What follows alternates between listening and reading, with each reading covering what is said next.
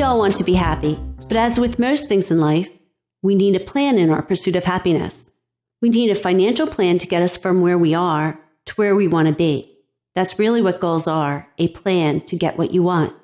The techniques you'll learn in this unit will let you measure your progress and tell you when you've achieved one goal and are ready to set another. We'll also look at several goals that we all share or should share, like having enough insurance and having an emergency fund. During this course, we're going to keep coming back to the subject of using a financial plan to support your goals. To be thorough, use the 5 steps of goal setting. 1. Choose a goal. 2. Make sure it's specific and measurable. In other words, a goal such as saving $25 a week is specific and measurable, unlike an unspecific goal of saving more. 3. Make sure the goal is challenging but achievable. If you can't imagine achieving your goal, maybe it's too challenging. 4. Write down any obstacles that may get in the way. These are things that may prevent you from reaching your goal. And finally, step 5. Write down solutions to possible obstacles you listed. Creating our financial plan. Let's think about this as our own personal treasure map. The treasures we are seeking are our goals, and they will vary person to person. It will be hard work and take some dedication, but the map will help us see our way. First, there are some goals that will take us longer than others to fulfill. We refer to goals in 3 categories: short-term, medium-term, and long-term. An example of a short-term goal would be saving for a vacation or holiday gifts.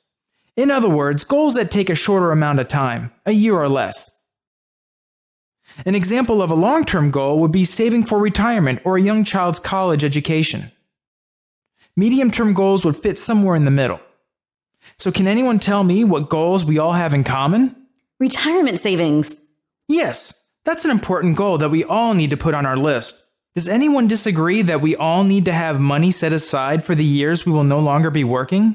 Well, there is Social Security for when we get older. True, but according to the Social Security Administration, Social Security benefits will replace approximately 40% of a worker's income.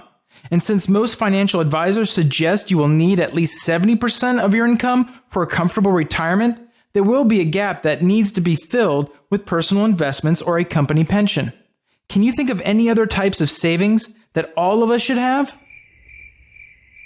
An emergency fund. Perhaps we can think of that as a medium-term goal because we need money if an emergency happens or in times of unemployment. It's going to take some time to fulfill this goal. You should have a minimum of 3 months living expenses, but 6 to 12 months would be better. Let's start at a 3-month goal. Once you achieve that, let's set the 6-month goal and keep increasing it as time and opportunity allow. In my own life, my emergency fund has been my saving grace. It's the one goal that time and time again has proven its worth and kept me out of the fire. If there's one piece of wisdom you get from this class, and only one, this is the one I hope you take. In life, we do not know what unexpected events are about to come our way, but we do know to expect that they will come, and many of them involve needing extra money. Having an emergency fund is essential. But how do we do that? Just 3 months of my living expenses is $9,000. 12 months is $36,000. How in the world do I accomplish that? I really do find it hard to get to payday with a positive balance in my checking account. That's fair. You're right. The 12-month goal sounds big, really big. So let's just forget the whole thing. Pack it up right here and forget about it. Better? No. Good. I was just seeing if you were still with me. An emergency fund is an achievable goal. Start small and be consistent. That's the key. Consistency. If you can save $30 a week for 52 weeks, you just saved $1,560. Do you think you could find $30 to save a week? If you could save $50 a week, you've just saved $2,600 towards your goal. As I said, this is a medium-term goal, so it will take a few years, but you can do it. One of 2 methods can help. 1, automate your savings. Once you look at your budget and decide on what's possible, then set it up so your monthly expenses go automatically into your checking account, and the rest is set up to go right into your savings. See your payroll administrator. They can help you set it up. Once it's in savings, forget about it. You can't spend money that's not there, so forget about it and let it grow so it will be there when you need it most. If all your money is going out for expenses and you have no money to save, it's about time you made some hard decisions because you're playing it too close to the edge, and sooner or later you will fall. We'll talk about needs versus wants in a minute. So let's get started by getting out a piece of paper and writing down our goals. We all need 3 sections, label them short-term, medium-term, and long-term goals. Here's my list. Short-term goals within the next year. First, term life insurance is $90 every 6 months. I will include $15 a month in my budget to cover the cost. A bi-yearly vacation. That's about $1,500 for beach house rental and expenses. I have to save $62.50 per month for this goal. And holiday gifts. I spend about $800 a year. I need to save $67 a month in my budget for gifts. Medium-term goals. That may take a few years to accomplish. First, I have emergency savings. 9 months of my essential living expenses is about $22,500. I did not include discretionary spending here, the things that I can cut out of my budget if an emergency happens. I'm approximating 10 years for this goal, so I will save $187 a month. When I can do more, I will. European travel. This is my dream vacation to Italy. I'm estimating about $8,000. I'm also giving myself about 5 years to save that, so I'm going to save about $133 a month. Long-term goals. Many years from now, I have retirement savings. I've been saving anywhere from 7 to 10% of my income in my employer's 401k since I was in my 20s. So this is a long-term goal that's in progress. It's doable. If you have not signed up for a 401k at your work, please do so. Many employers will match up a certain percentage, and the amount that you put into a 401k is not taxed. This item is taken out of my paycheck automatically, so there's no need for me to put it in my budget. See your benefits administrator to sign up at work. If you work for yourself, you can still get the tax benefit from an IRA, SEP, or simple account. Now, I don't have to save for all my goals at once. I can gradually add in goals as I accomplish others. There are some things to remember when choosing goals. An effective action plan would include goals that are specific, measurable, achievable, and have a time limit. If the goal is not realistically achievable, we are setting ourselves up for failure and disappointment. If the goal is not specific enough, you may not know when the goal has been accomplished. Looking at the big picture, the goal can sometimes be too overwhelming. Try to set up an action plan to achieve your goals. An action plan is a to-do list of steps. Your action plan should have many small steps that are not imposing. When we achieve these smaller steps, we will be likely to feel more confident in our abilities, and we will stay motivated to complete more of the smaller steps until the bigger goal is doable. People who are invested in their goals are more likely to stay motivated. Read over the goals you wrote down. Do they excite you? If not, why not? Perhaps you should readjust your goal to something that will keep your interest. If it is a goal you believe in, you are more likely to follow through and achieve that goal. For example, you've chosen to pay off the credit card balance as a goal, but it's not motivating you. Perhaps thinking about what you would spend the money on once the balance is paid off would motivate you. In this case, paying the credit card balance is not the real goal. It is just one of the steps needed to be achieved so you have the money to do something that will motivate you. You may be motivated by articulating your goals or keeping visual cues that remind you of your goals. For example, if your goal is to go to Hawaii or buy a new car, find pictures to remind you of your goal and put them in places where you'll see them every day. Writing goals down is another way to help you keep them front and center.